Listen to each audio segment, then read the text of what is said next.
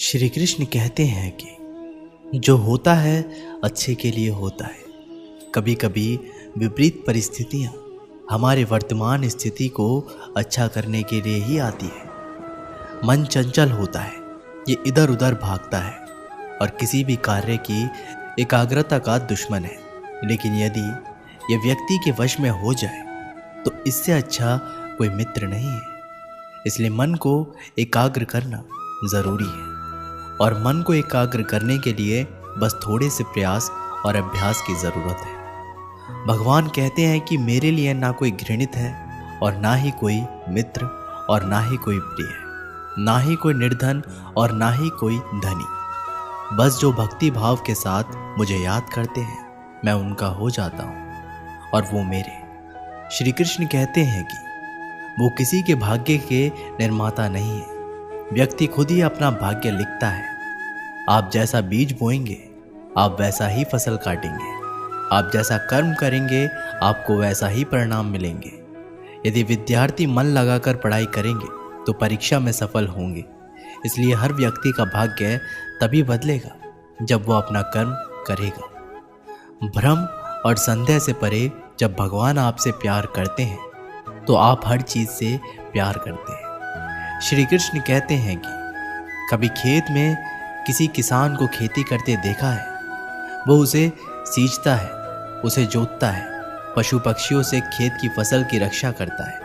परंतु एक बात का वो सबसे विशेष ध्यान रखता है कि कहीं खेत में खरपतवार ना उग जाए, क्योंकि एक खरपतवार खेत की सारी फसल को नष्ट कर सकती है। ठीक उसी प्रकार यदि वंश की कोई संतान खोटी निकल जाती है तो वो समूचे वंश का सर्वनाश कर देती है। इसलिए संतान के लालन पालन में विशेष ध्यान देना आवश्यक होता है, क्योंकि संतान वो फसल होती है जो वंश के आने वाले समय को महान बना सकती है या फिर वंश का पतन कर सकती है। श्री कृष्ण कहते हैं कि व्यक्ति को सदैव बुराई से बचकर रहना चाहिए। अगर कोई बुरा कर्म करता है तो वो कर्म उसको अपने जीवन में भोगना ही पड़ता है। जिस प्रकार बछड़ा झुंड में भी अपनी माँ को ढूंढ लेता है, वैसे ही कर्म का फल आपको हजारों की भीड़ में भी ढूंढ लेगा।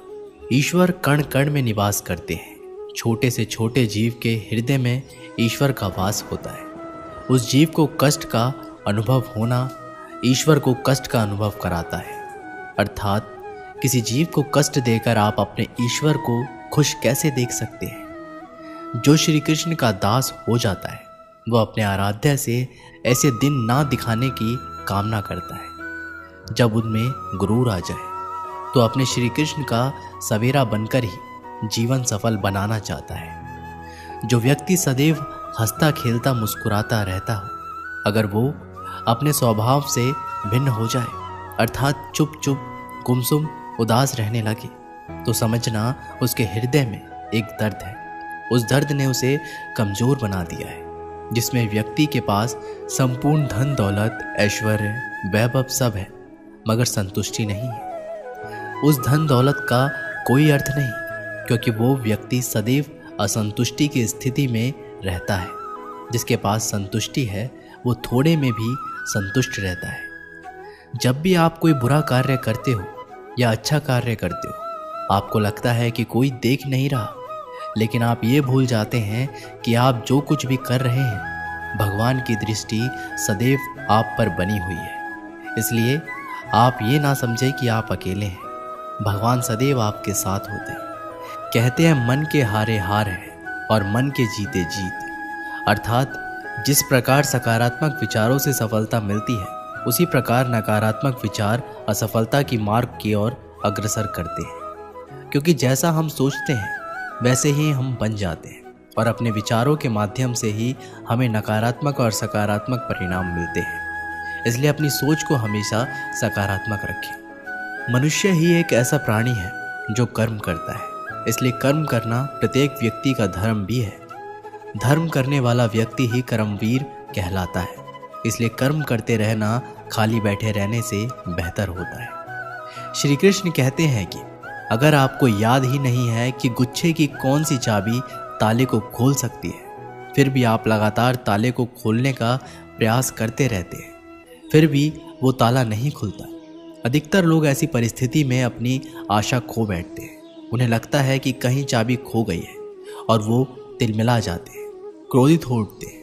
परंतु उस समय धैर्य रखें, क्योंकि गुच्छे की अंतिम चाबी ताला खोल सकती है। कुल्हाड़ी का अंतिम प्रहार वृक्ष को काट के गिरा देता है, परंतु क्या सत्य में कुल्हाड़ी का अंतिम प्रहार वृक्ष को काटकर गिरा देता है?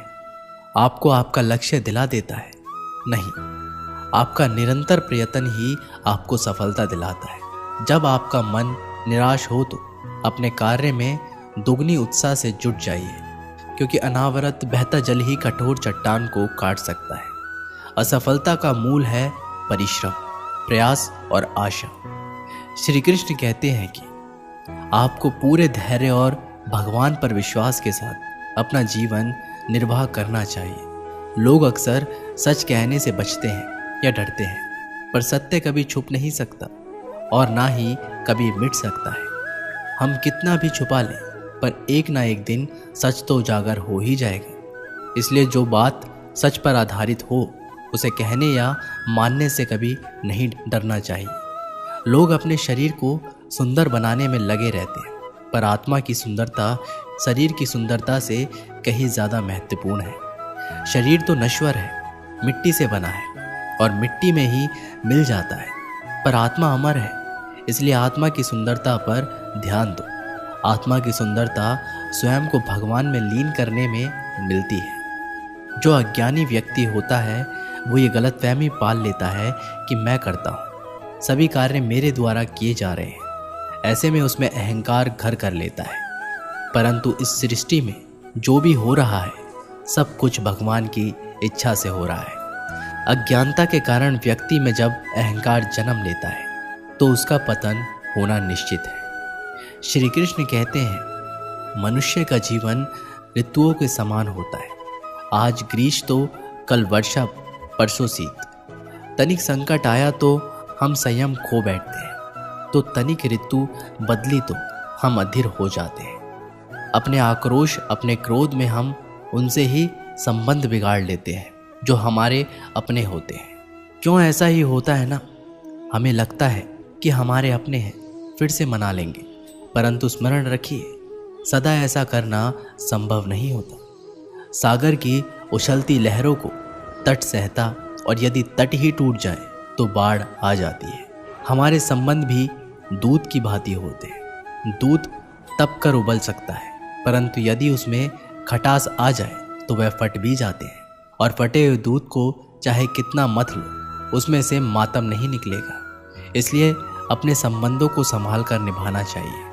श्री कृष्ण कहते हैं कि जो व्यक्ति अपने अहंकार से भारी हो जाता है, उसमें अभिमान भर जाता है, वो उस पत्थर की भांति होता है जो भारी होने के बावजूद भी नदी की धारा में डूबकर अपना अस्तित्व खो देता है।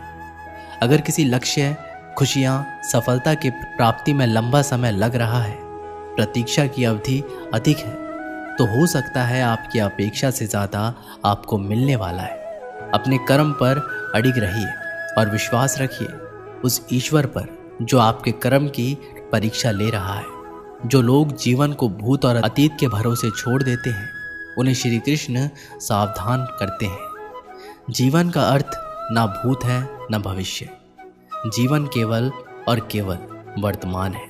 इसलिए वर्तमान में अपने जीवन को अखंड पूर्वक जिए। श्री कृष्ण कहते हैं कि संगति या साथ, मित्र और साथी मनुष्य के व्यक्तित्व के लिए सबसे महत्वपूर्ण होते हैं। अब आप कहेंगे ये कैसे? मनुष्य अपने व्यक्तित्व के लिए उत्तरदायी होता है, परंतु मनुष्य संगति में ना चाहते हुए भी उसका व्यक्तित्व संगत की भांति हो जाता है। मान लीजिए एक पात्र में जल भरा, दूसरे में दूध और तीसरे में मलिन कीचड़ रखा है। यदि इस जल को इस दूध में मिला दे तो ये जल दूध बन जाता है, और यदि इसी जल को इस मलिन कीचड़ में मिला दे तो ये जल कीचड़ बन जाएगा। ऐसा कोई व्यक्ति नहीं कि जल बिना घुले मिले दूध या कीचड़ में अपना अस्तित्व बनाए रखे या उनसे अलग रहे। और ठीक ऐसा ही मनुष्य के जीवन में भी होता है।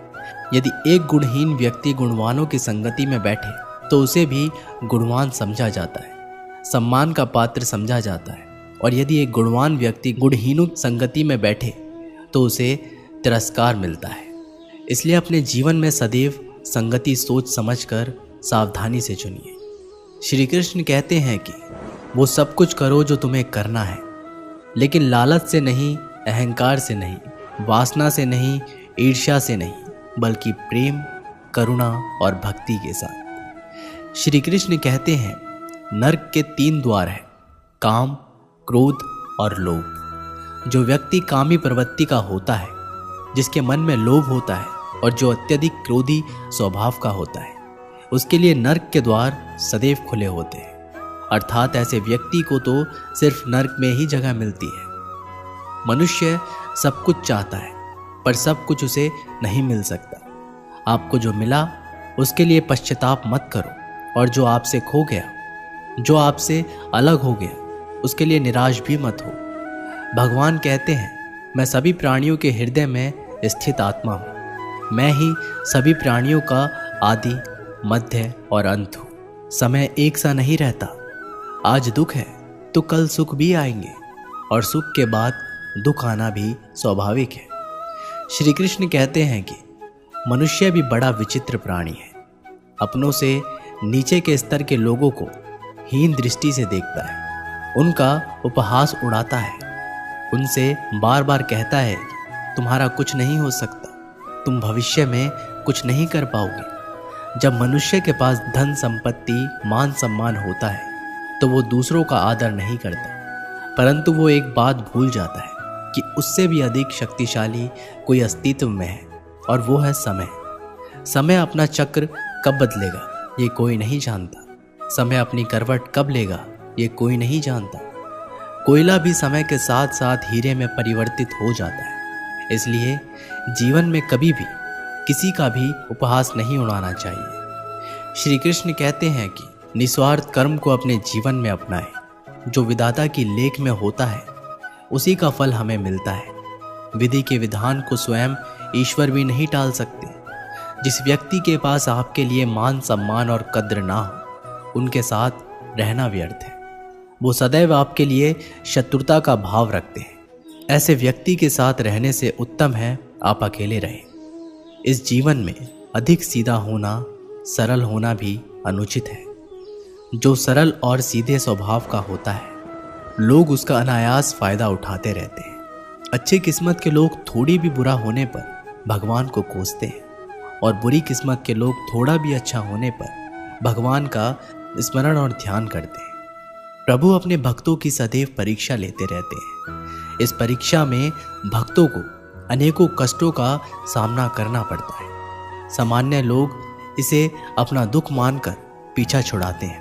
वही साधक तथा प्रेमी प्रभु की इच्छा समझकर उसका सामना करते हैं। जो लोग कहते हैं कि अपनों के आगे झुकने में बुराई नहीं है, उन्हें यह भी मालूम होना चाहिए कि जो सच में अपने होते हैं वो कभी झुकने ही नहीं देते।